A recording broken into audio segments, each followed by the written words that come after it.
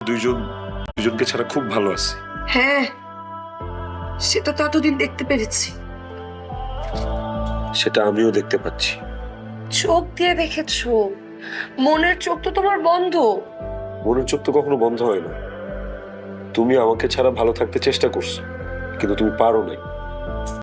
তুমি খুব পেরেছো। পারি নাই। তাহলে এই ডিভোর্স কেন?